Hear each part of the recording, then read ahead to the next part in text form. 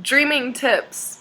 Okay, so I'm going to make this video actually short. I'm going to stick to my word because I know I say that in every video that I'm going to cut it short, and then it goes on for like half an hour. So I'm just going to go to dreaming tips. I've given a few tips in videos before, but obviously people don't watch every single video I post. They're all excessively long. So I thought I would just shorten this one down to something kind of quick and easy and simple tips that I've learned myself and that seemed to work great for me. Okay, so for dreaming, we're going to focus specifically on that. Controlling your dreams, what they mean, and how to get where you want to go. Okay, so the first step, if you don't remember your dreams on a normal basis, then before you go to bed every night, I want you to tell yourself, I will remember my dream. I will remember my dream, and I do remember my dreams. Every single night, get yourself in the ritualistic habit of telling yourself that you will remember your dreams.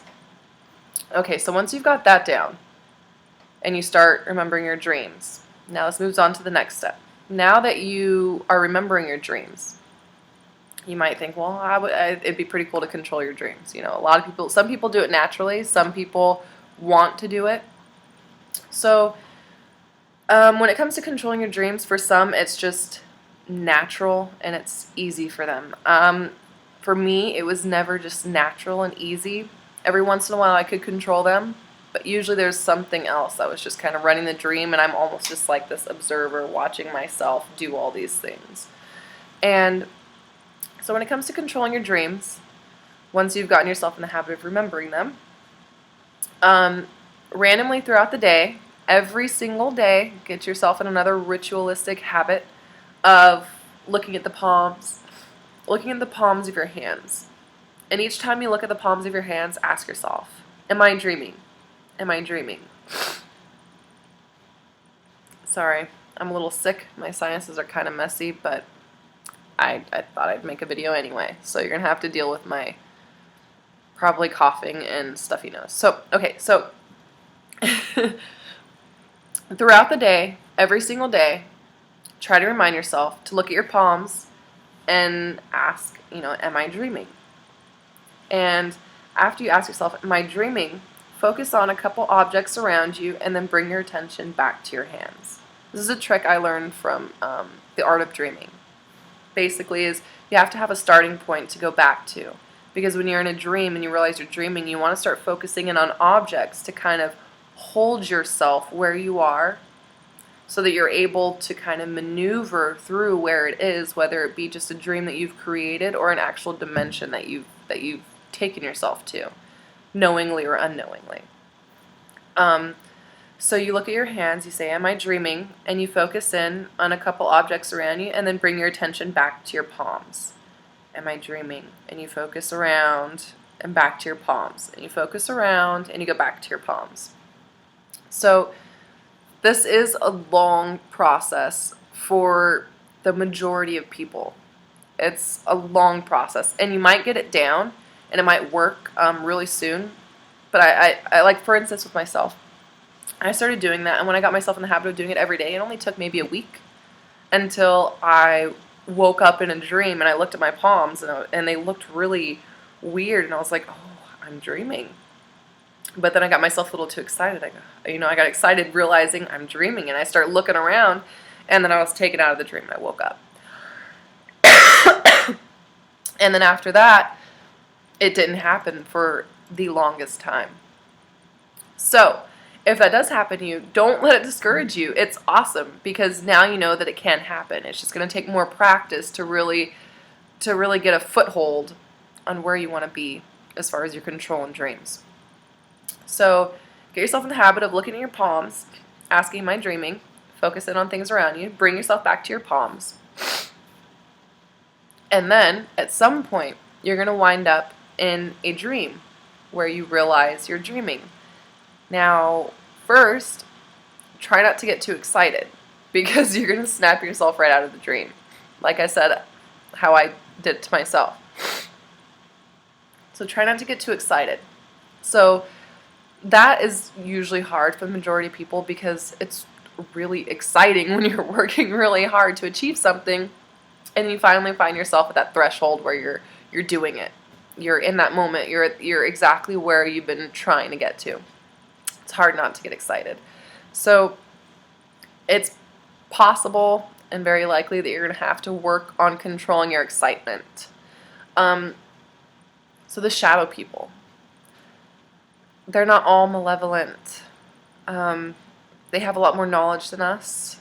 They can be intimidating and scary and eerie, especially with our limited understanding and their kind of dark aura. It's not even, because we don't even really see their auras. Some do, the majority don't.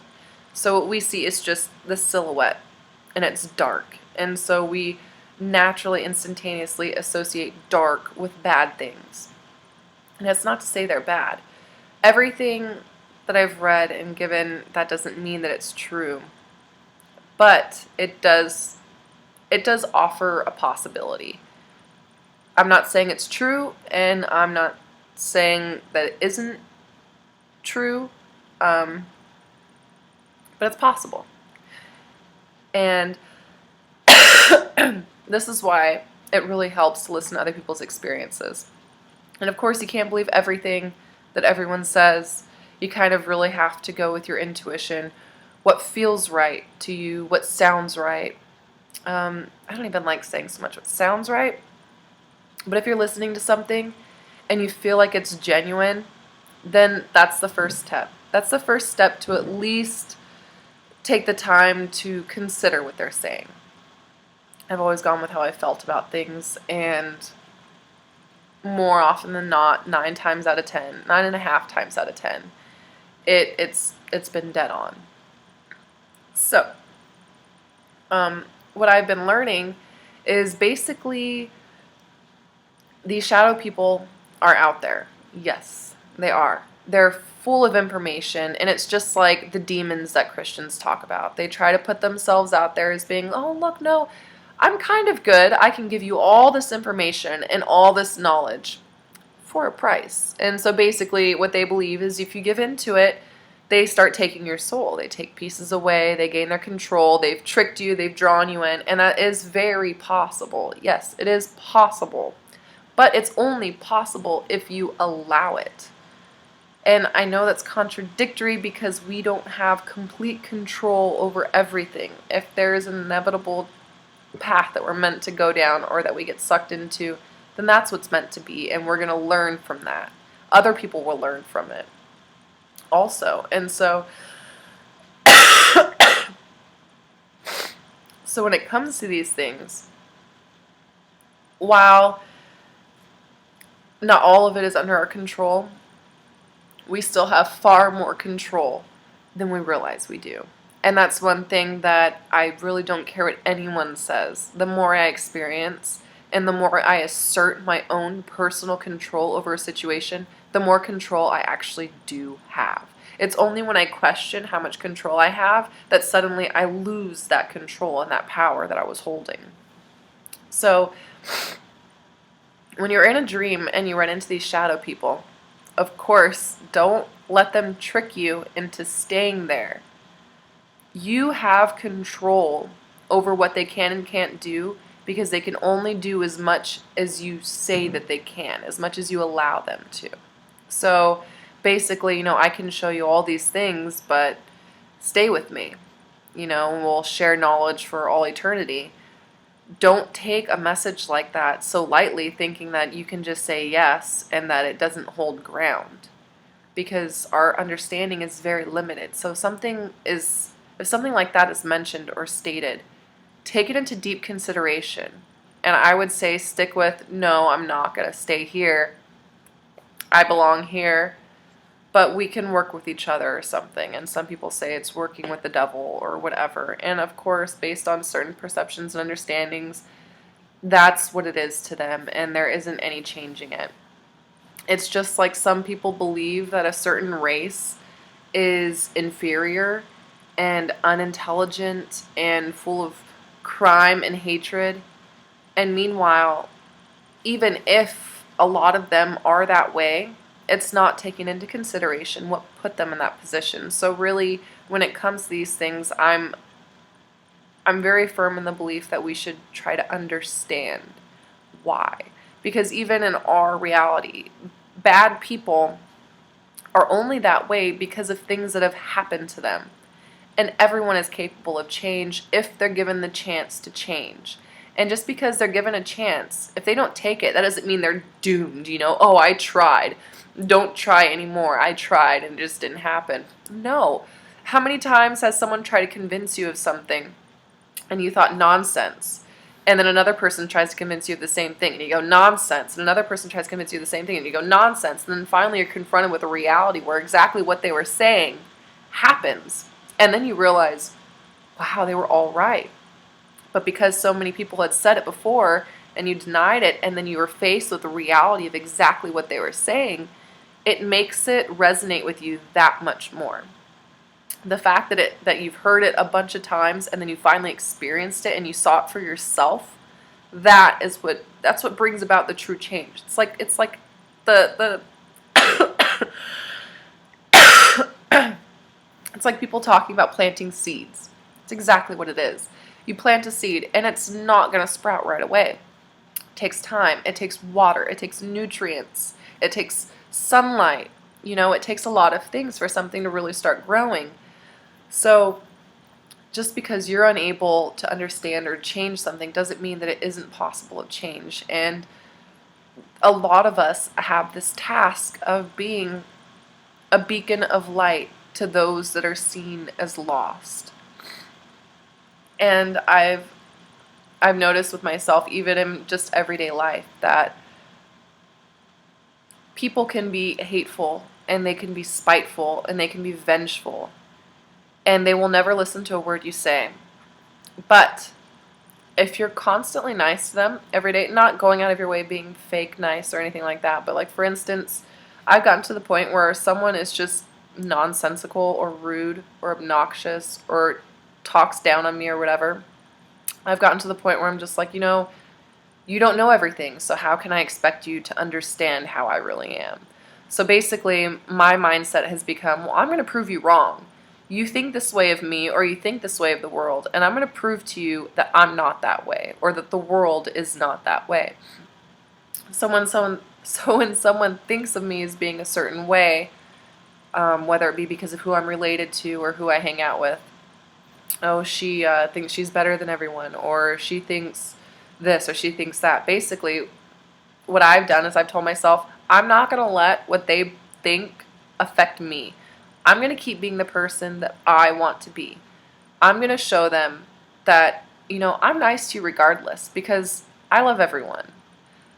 I'll be nice to you even if you don't like me, because you probably like me due to things that are untrue. And I'm going to prove that I am a good person, that I do care, And it's just like the microcosm of the macrocosm. It goes to every level.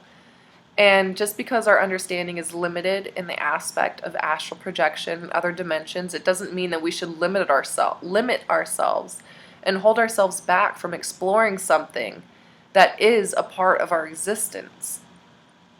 It's a part of our existence for a reason. We experience it for a reason. It's just like nature. Nature is there. We explore it and we try to learn about it. Even when it seems scary, you know what I mean? Where it's an unknown area and there's all these predators or whatever you want to call it. We still go and we explore and we learn and we realize that, oh no, everything has its cycle, everything has its function, and there's a way of working with it. Even if it doesn't understand, there's a way of working with it. And so it goes the same with these other dimensions that we travel to, whether it be through astral projection or through dreams. And I honestly believe that yes, okay, of course, there are dangers out there. There always will be. But the fear of danger is only going to prevent you from progressing. If you constantly fear something and you allow it to hold you back from exploring and learning more, then you're only suppressing the ability to change things. Fear will never bring change. I mean, I guess in a sense it kind of can. Fear sometimes awakens, that instinct that something has to change, something has to happen. Okay, of course, so not in 100% of cases, but broadly speaking. Fear, more often than not, holds people back. If they're afraid of something, they're too afraid to try. They're too afraid to enter into the area. They're too afraid of any of that. So, I guess all I really wanted to say in this video is that I want to encourage people to learn, to explore. Don't be reckless. I mean, that goes with anything in any area of life. Don't be reckless. But it doesn't hurt to explore. And I guess before you really start diving in, I'm not saying go and have seances or, go and summon some spirits and tell me what happens, because, that's really playing with fire. But it doesn't hurt to read into these things, to at least try to get a more thorough understanding, to explore the topic, to consider the possibilities, to realize that our knowledge is so limited and it can seem scary, but a lot of the time, new things are scary. For the majority of people, a new beginning is scary because we're so used to what we've had and what we've been doing, and to be faced with the aspect of having to do it differently, something completely new that we're not used to, that we're not comfortable handling, it's scary. But it doesn't mean that it's worthy of our fear. And so I guess that's my biggest message, is it's just because we don't understand something doesn't mean that it's worthy of fear. Of course, be aware that there are malevolent and benevolent forces out there. But like I said, realize that there are benevolent forces also. Not everything that comes around as seeming good means it's bad, masquerading in this great facade. Not always. It can happen, yes, of course, but not always. That'd be like saying just because you've been cheated on once in your life, that it's okay to consider every single person you date from then on to be a cheater. It's illogical. It's gonna put you in a worse situation rather than a better one. Rather than realizing, okay, it happens, but that doesn't mean that everyone does that.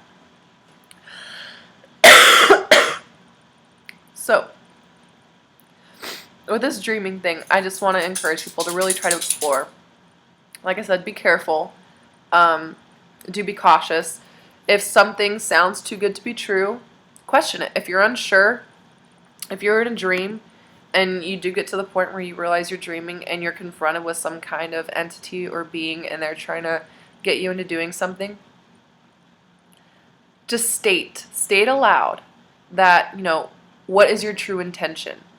And if they can't answer it, then say, I want to wake up. But always ask, what is your true intention? They have to answer honestly. What is your true intention? And they can masquerade it in words to seem confusing. But if it seems unsure or too good to be true, tell yourself, I want to wake up. And once you've asserted that kind of mind power in your dreams, you're able to control it so much more, and you can explore beyond then. So for now, I'll end it there until I have, I guess, more information on how to go from different dimensions. I'll leave that for a later video. In the meantime, I hope this helps for anyone who's trying to control their dreams. I still love hearing from you guys. I do try getting back to everyone's comments and messages.